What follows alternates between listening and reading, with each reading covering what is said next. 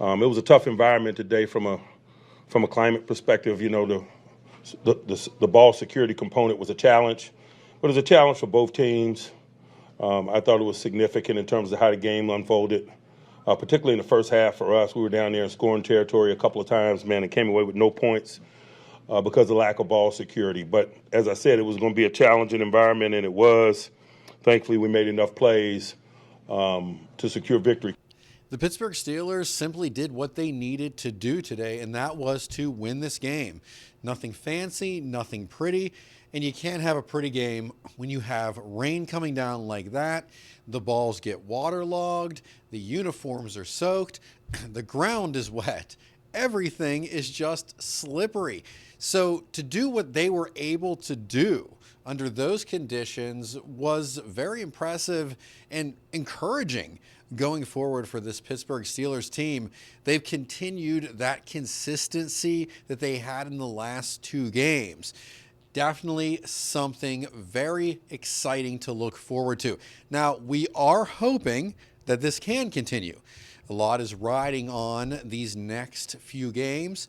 If one of those scenarios works out, then the Pittsburgh Steelers can be in the playoffs. Otherwise, this would be their last game of the season. So with that, the Pittsburgh Steelers are going to have a lot of decisions to make in this offseason, especially with the quarterback position, with Mason Rudolph playing so consistently.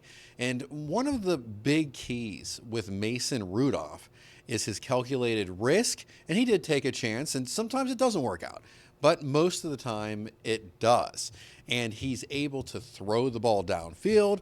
He's able to have a good run game with his running backs, and that just opens both sides of that up. And that's what Mason Rudolph has been able to do. And Coach Tomlin keeps talking about that confidence that Mason Rudolph has.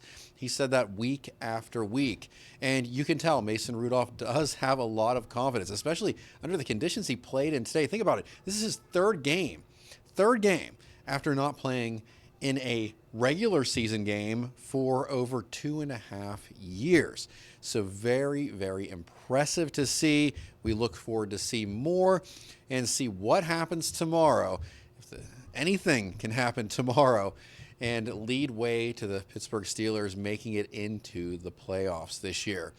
Remember, if you haven't already, and many of our viewers are not subscribed, so if you would subscribe, that would really help us out a lot, and hit that bell if you want notifications. Thanks for watching.